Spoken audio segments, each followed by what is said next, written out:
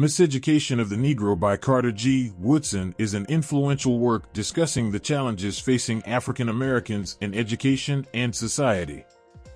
Written in 1933, the book remains relevant and frequently cited in discussions about race, education, and the African American experience. Education for African Americans is often Eurocentric, sidelining their own history. Miseducation leads African Americans to look down upon their own race and strive to be like others. The education system has not been tailored to the needs of the Black community, often leading to disillusionment and wasted potential. In Chapter 1, The Seat of the Trouble, Woodson emphasizes how the education system fails to prepare African Americans for real-world challenges. He critiques the way that African Americans have been taught to despise their own history and idolize others. This first chapter serves as an eye-opening introduction that compels readers to critically examine our current educational framework while advocating for change. As we embark on this journey with Woodson through subsequent chapters, we must confront uncomfortable truths in order to build a better tomorrow rooted in understanding and inclusivity. Absolutely.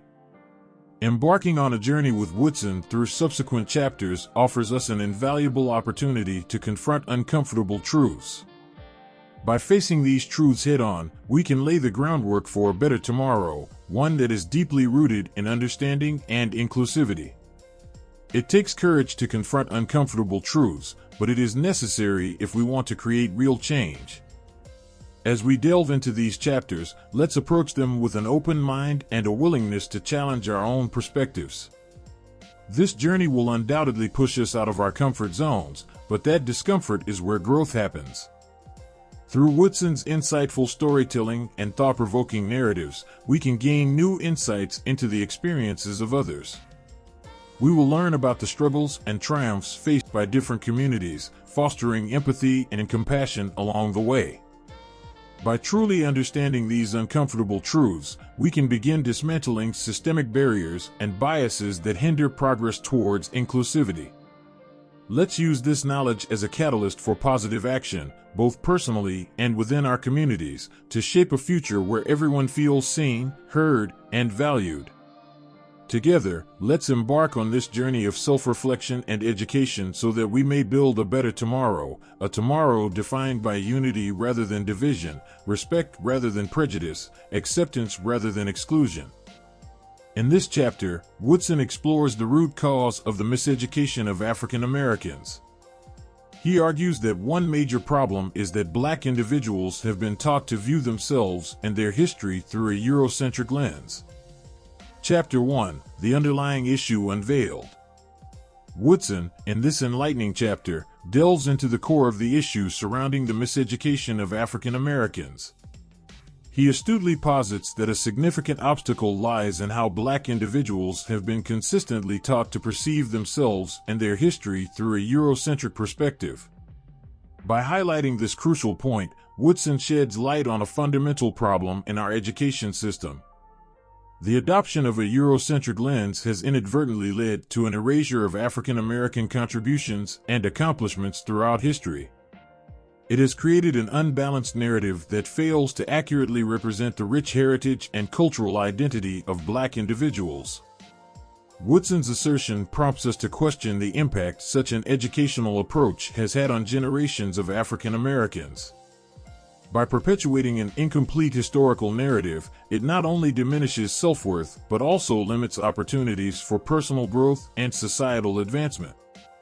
Through his thought-provoking analysis, Woodson challenges us to reevaluate our educational practices and embrace a more inclusive approach.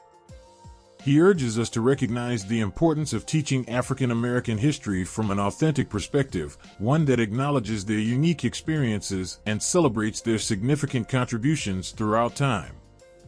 In unraveling the seat of the trouble, Woodson encourages educators, policymakers, and society as a whole to take responsibility for rectifying this long-standing issue. By doing so, we can create a more equitable future where all individuals are empowered by knowledge that is comprehensive, representative, and unbiased. We will conclude this video with two modern-day examples of Chapter 1. First, the state of Florida versus AP, African American History. In August 2021, the College Board, the nonprofit organization that oversees AP coursework, created and submitted the first proposal for the creation of an AP African American Studies course.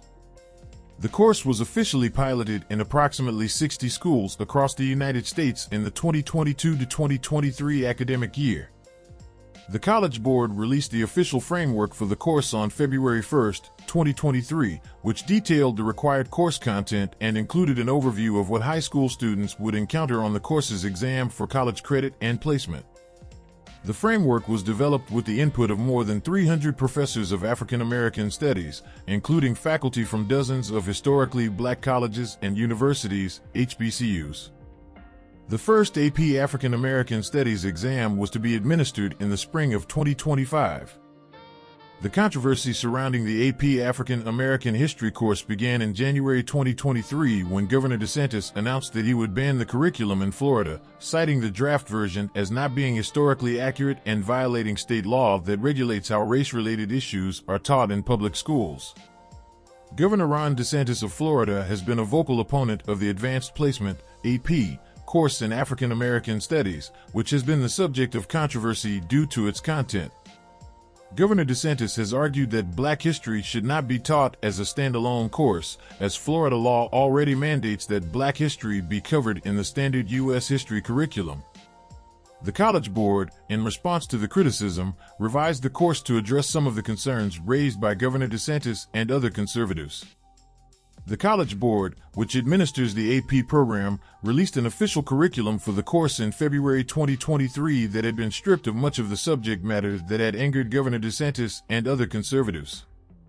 The revised curriculum for the AP African American Studies course removed several controversial topics that had drawn criticism from conservatives, including Florida Governor Ron DeSantis. The topics that were removed or downgraded included Black Lives Matter, incarceration and abolition, post-racial racism and colorblindness, queer life, reparations, Black vernacular, pop culture, and cultural appropriation, movements for Black lives.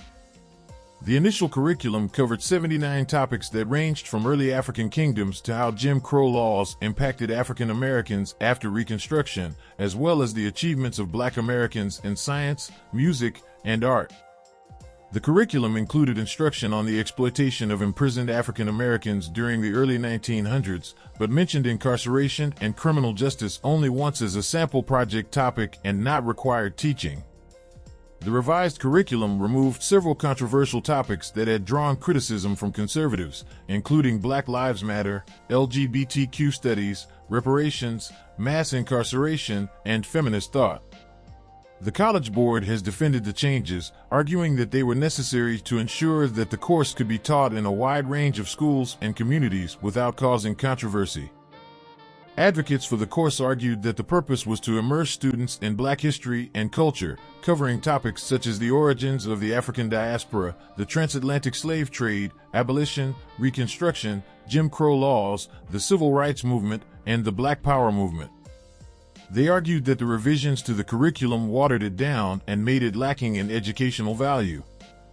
Relating this real-world issue back to Chapter 1 of Miseducating the Negro, one key point that has to be mentioned is that this dispute over the AP African American Studies course is part of a much larger debate related to the education of our youth, in general, and that of African American youth, in particular, and the role of critical race theory in schools.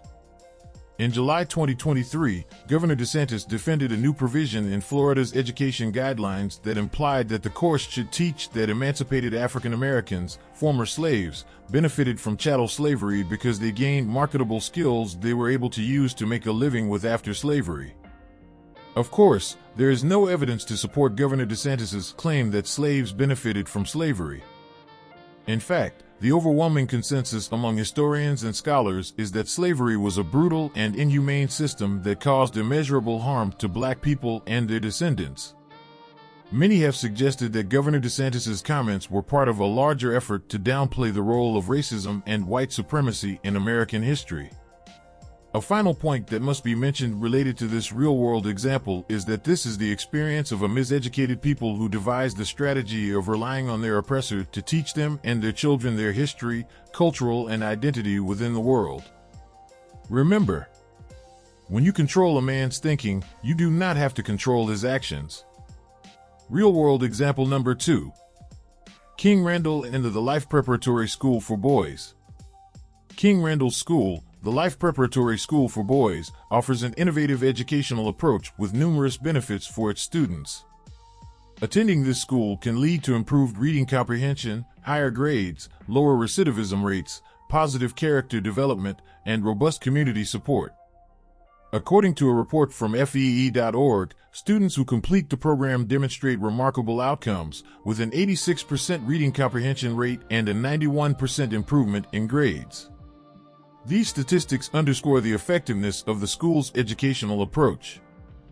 The same report also highlights the X for Boys initiative's impressive 1% recidivism rate, indicating that the school's approach to education and character development effectively helps young men avoid trouble and become valuable contributors to society.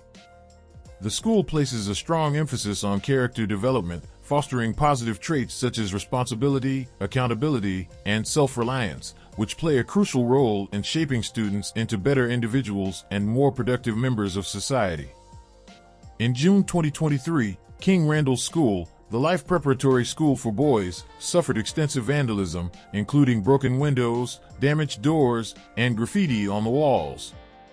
This vandalism not only harmed the physical property but also struck at the dreams and aspirations of the young men who attend the school. The vandalism inflicted upon King Randall's School, the Life Preparatory School for Boys, carries the potential for enduring repercussions affecting both the institution and its students.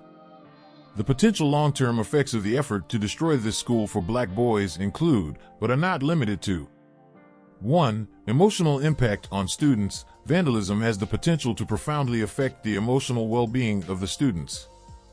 The damage incurred may have a traumatic impact, necessitating a period for students to regain a sense of security and comfort within their learning environment. 2. Disruption of learning. Additionally, vandalism can disrupt the learning process for students. The harm inflicted on the school may hinder students' ability to concentrate on their studies, with a possible delay in repairs and the resumption of regular school activities. 3. Financial strain on the school. The vandalism could impose a substantial financial burden on the school. The costs associated with repairing the damage could be considerable, and the school may require time to recover financially. Relating this real-world example back to the text of the book, in addition to the details regarding the vandalism to the King Randall Preparatory Schools for Boys and the potential long-term impacts of the damage, special attention should be paid to the ethnicity of the perpetrators of the crime. In this instance, based on the images included in the video, at least 2 of the perpetrators involved appear to be African American males, the very persons for whom the school was created to benefit. If this is the case, we have to ask the question, what type of mindset would a person have to seek to destroy something that was created to promote their benefit, both personally and collectively? Could it be self-hatred? Jealousy? A disdain for education?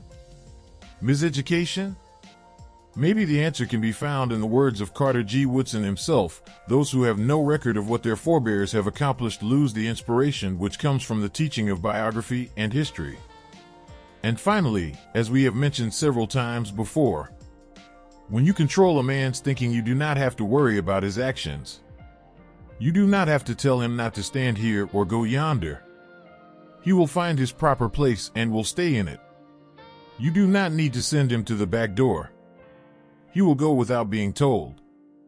In fact, if there is no back door, he will cut one for his special benefit. It is time that we regain control of our own thinking and stop cutting back doors for our special benefit.